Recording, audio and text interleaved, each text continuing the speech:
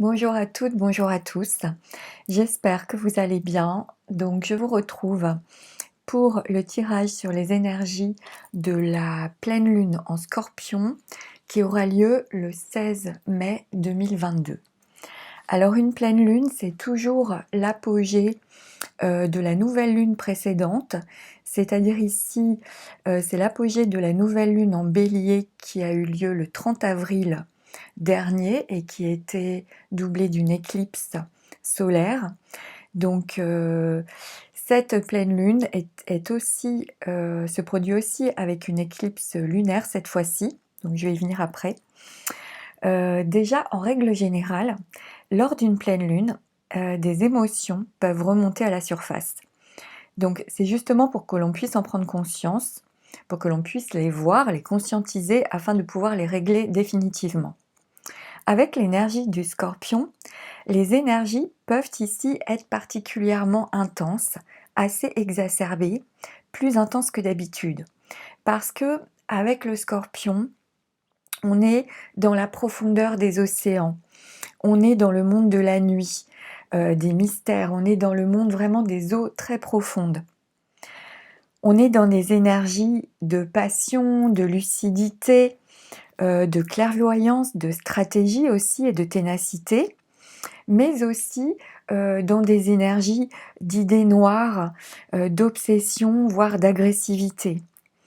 Avec cette nouvelle lune, ça va vraiment être le bon moment pour tout d'abord ressentir pleinement ces émotions, pour arrêter de ressasser, de se tracasser, plus que de raison parce que ça ne sert à rien.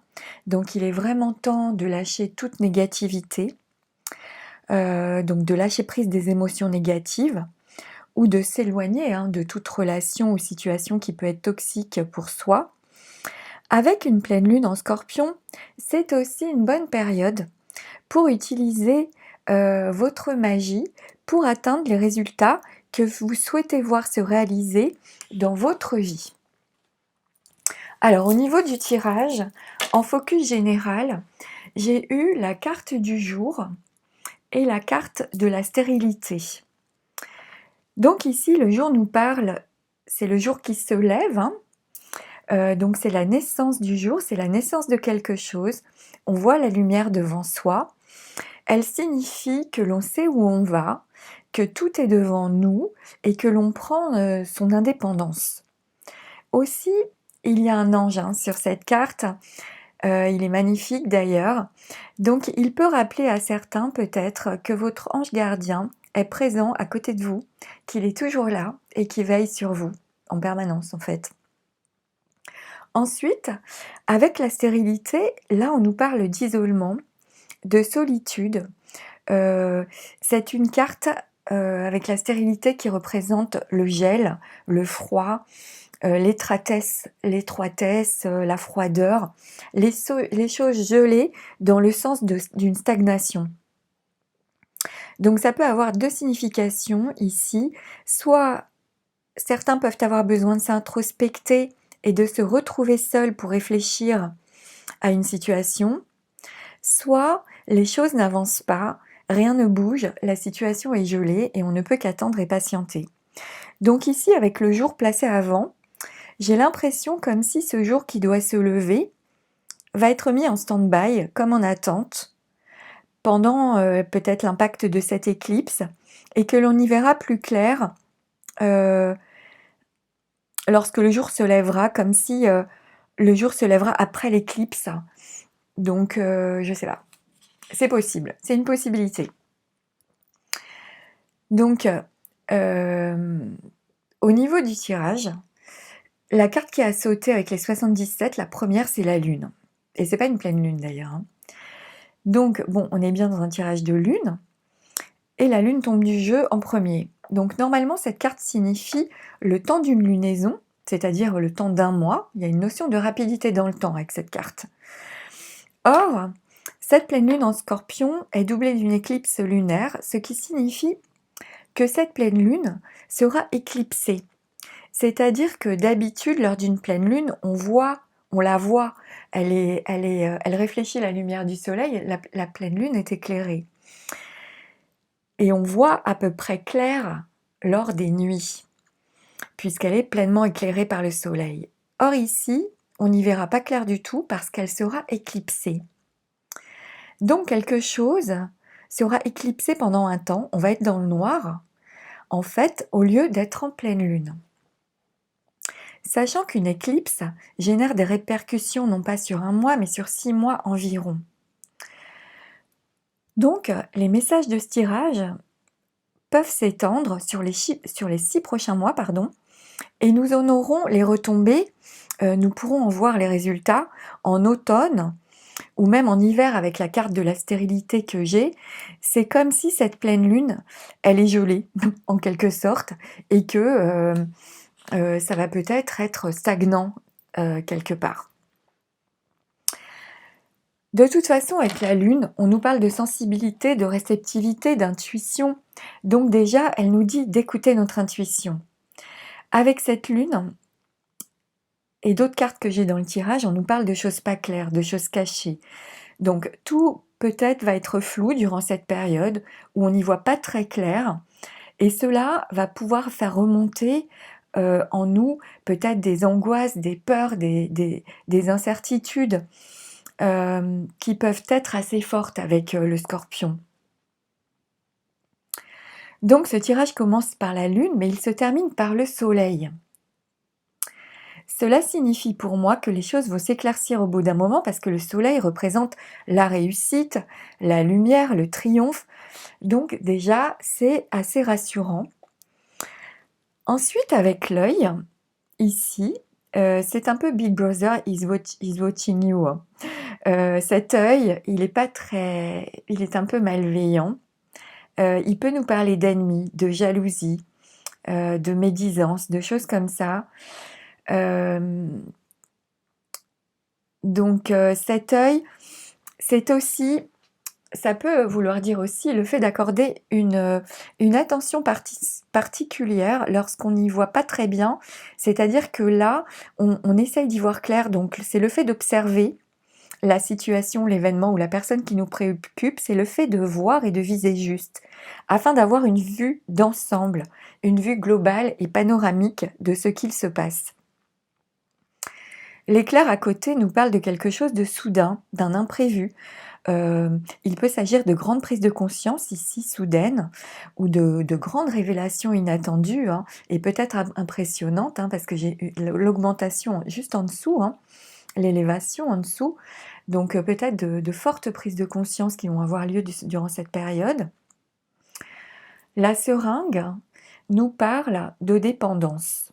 Donc elles peuvent être médicamenteuses, ça peut nous parler de drogue, d'alcool, mais les dépendances, elles peuvent être aussi affectives, ou encore, ça peut nous parler, cette carte, d'habitude. On peut être dépendant de certaines habitudes, dépendant d'une manière d'être ou de voir qui nous emprisonne, par exemple. Donc c'est une dépendance également. Avec le verre juste à côté, on nous parle d'une sortie, d'une fête, d'une réception, d'une invitation. Donc certains peuvent être invités pour un week-end à la mer ou pour une sortie, pour une détente, une fête ou une cérémonie. Et ce verre nous montre aussi tout ce que l'on avale, tout ce que l'on accueille, tout ce que l'on gobe. Donc ici, ça peut parler avec la seringue à côté, de dépendance de ce que l'on avale. Il peut s'agir de liquide, de médicaments, comme je vous l'ai dit, comme de paroles aussi. L'île à côté nous parle d'un week-end à la mer, du fait de se retirer hors de tout, d'une mise au vert, du fait de se replier sur soi et de faire une retraite, peut-être à l'intérieur de soi aussi. Ensuite, alors ici, ça peut vouloir dire pour certains qu'ils auront besoin d'un repos régénérateur, par exemple, d'un moment de détente pour s'évader, pour se ressourcer, pour se recharger. La flèche nous parle d'une élévation, c'est une augmentation. Donc ici, c'est une évolution positive, bénéfique, de toute façon pour nous. La main tendue avec la rose nous parle de don, de générosité, de douceur. C'est une aide ici, c'est un soutien qui nous est offert, une aide vraiment sincère, une offre inconditionnelle, sans rien attendre en retour. Donc cette carte signifie qu'on a de l'aide ici, par rapport à tout ça. Le manteau nous parle de tourner le dos, de choses cachées et de mensonges encore. Et le soleil, c'est c'est une grande joie, c'est un grand bonheur, c'est une grande lumière. Donc c'est la clarté aussi, hein. C'est comme une libération pour s'épanouir vraiment et pour pouvoir rayonner. C'est l'impression que j'ai avec ce jeu par rapport à toutes les cartes assez lourdes hein, qu'on a à l'intérieur. Surtout qu'avec la triade, j'ai eu le voyage, la porte, l'erreur, le mensonge encore et racine. Donc ici, le voyage peut nous parler pour certains de faire un déplacement, un voyage, il peut s'agir aussi d'un voyage en famille, ça peut être une sortie familiale ou de se déplacer pour aller voir de la famille ou des amis. Et certains peuvent être aussi invités, comme je vous l'ai dit, hein, avec l'île déserte et le verre. Il peut être question de prendre une bouffée d'air quelque part, d'être invité pour s'évader. Parce que avec le voyage, il y a une notion de distance à parcourir. Donc on peut aussi, pour certains, prendre de la distance par rapport à quelque chose ou à quelqu'un. Ça peut aussi, hein, pour certains, nous parler ici de voyages astraux ou de rêves prémonitoires même. Avec la porte, on nous parle d'une réflexion, d'une ouverture, d'une issue. La porte signifie un passage entre deux lieux, entre deux endroits ou entre deux étapes, quelque chose que l'on connaît, quelque chose que l'on ne connaît pas. Donc elle nous invite à avancer. Elle nous dit que chacun d'entre nous on a notre propre porte et que chacun d'entre nous a cette possibilité de franchir cette porte ou pas et de franchir le seuil de l'inconnu. Avec ces deux cartes, hein, ça peut nous parler, pour certains, d'un voyage intérieur qui évolue, qui progresse. On s'observe avec l'œil, on voit clair. On observe aussi peut-être ces zones de flou, ces zones d'ombre, son côté obscur. On observe aussi ce que l'on avale, et cela dans n'importe quel domaine de notre vie, que ce soit par rapport à des choses, à des gens ou à des situations. En tout cas, avec l'éclair, il y a des révélations, donc des prises de conscience, peut-être sur nos erreurs, sur des dépendances, sur des relations toxiques, hein, peut-être pour certains. Parce que la carte de l'erreur nous parle de tromperie, de faute, de trahison. Donc cette carte représente les actes dont nous sommes responsables et qui ont engendré des conséquences négatives dans notre vie ou dans la vie d'autrui. Donc il s'agit d'abord de les voir, d'en prendre conscience et pour en assumer pleinement la responsabilité. Et cela peut se faire possiblement par un temps de retrait ou d'introspection hein, véritable. À côté, j'ai la carte mensonge qui nous parle d'ennemis, de duperie, de secrets aussi, d'hypocrisie ou de non-dit. Donc mensonge à côté de la carte erreur, c'est assez puissant. Donc il peut s'agir de soi, du fait que l'on ait pu se mentir à soi-même, se voiler la face sur quelque chose, se tromper soi-même.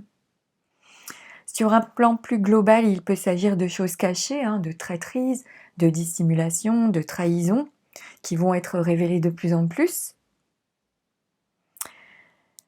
Parce qu'avec les cartes de ce tirage, cette pleine lune peut être particulièrement problématique et révéler des choses assez lourdes, possiblement sur le plan émotionnel. Avec stérilité, l'éclair, l'erreur, le mensonge, la lune, l'œil qui observe, il y a comme une augmentation des révélations sur des erreurs, sur des trahisons, en nous ou autour de nous. Donc ça, c'est possible. Sachant qu'on a de l'aide, comme je vous l'ai dit, avec la rose, hein, pour affronter tout ça, de l'aide extérieure ou de la bienveillance que l'on peut se donner aussi soi-même à soi-même, hein, bien sûr. Avec Racine, on nous parle de nos origines, de nos fondations, de nos bases. Cette carte nous rappelle d'où l'on vient, de notre passé, de nos racines, hein, de la terre.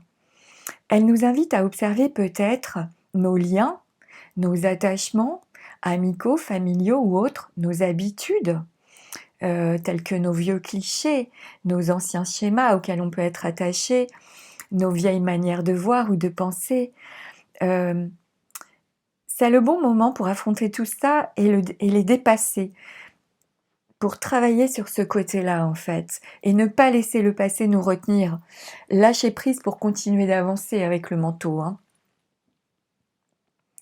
Avec les dernières cartes du jeu des 77, on peut nous parler de dissensions familiales au sein de la famille pour certains, d'un éclairage sur des mensonges, des dépendances, des dissimulations pour d'autres, dont on se rend compte qu'ils mènent à une stérilité, avec la stérilité que j'ai au-dessus, hein. Donc avec le manteau, il est question de tourner le dos, de se détacher, hein, de ces fourberies, de ces trahisons, de ces mensonges. On abandonne quelque chose, d'anciens liens, des relations toxiques, comme je vous l'ai dit, de vieux schémas, de vieilles habitudes, une dépendance, une personne ou une situation ou un produit. Il y a quelque chose du passé que l'on doit abandonner. C'est la fin d'une situation pour passer cette porte-là, si on a envie de la franchir. On se rend compte que l'on s'est trompé sur quelque chose, que l'on s'est que l'on s'est fourvoyé et que cela ne nous mène plus à rien. On n'en a plus besoin aujourd'hui, alors on s'en détache complètement. On tourne définitivement le dos à ce passé en fait.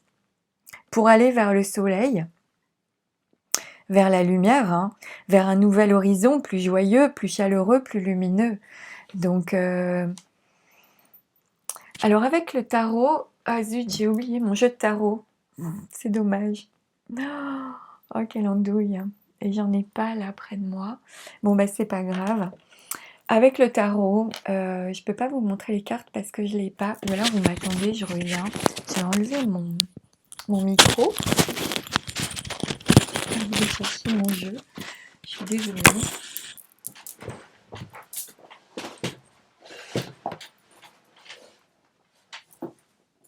Je reviens. Je vais vous chercher mon jeu de tarot pour pouvoir vous montrer les cartes.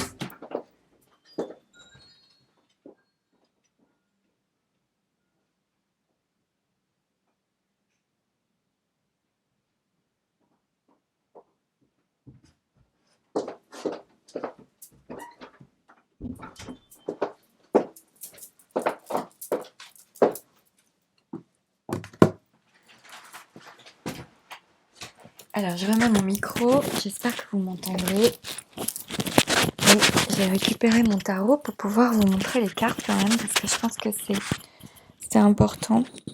Alors, au niveau de la date de cette pleine lune, avec le tarot de Marseille, on tombe sur la Maison Dieu, avec le 16 mai, hein, le chiffre 16, que je vais vous montrer, le 16.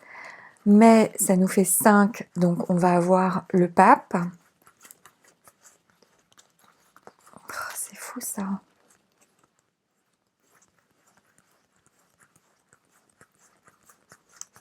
Que je ne trouve pas. Bon, ok. Ensuite, on a l'amoureux. Et enfin, on va avoir la lune et l'ermite. C'est bizarre, j'ai perdu mon pape en cours de route. Bon, c'est pas grave, tant pis, hein. Je vais quand même pas recommencer à repartir. Donc, voilà. Ah mais non, mais je l'ai le pape en fait. Donc j'ai tout. Je suis désolée, j'avais pas préparé mon jeu de tarot. Donc, alors voilà, ce que je voulais expliquer, c'est qu'avec la date de cette pleine lune, au niveau du tarot, le 16 correspond à la Maison Dieu. Et la Maison Dieu nous parle également de prise de conscience, d'une prise de conscience soudaine, d'un bouleversement ou d'un changement brutal qui provient de l'extérieur. Donc c'est comme une ouverture d'esprit. C'est aussi la maison Dieu, avoir le sens des réalités concrètes, et c'est aussi la recherche de vérité. Donc ici, avec cette carte, il y a toutes ces notions-là que l'on peut retrouver dans la date de cette pleine lune. Ensuite, avec le pape,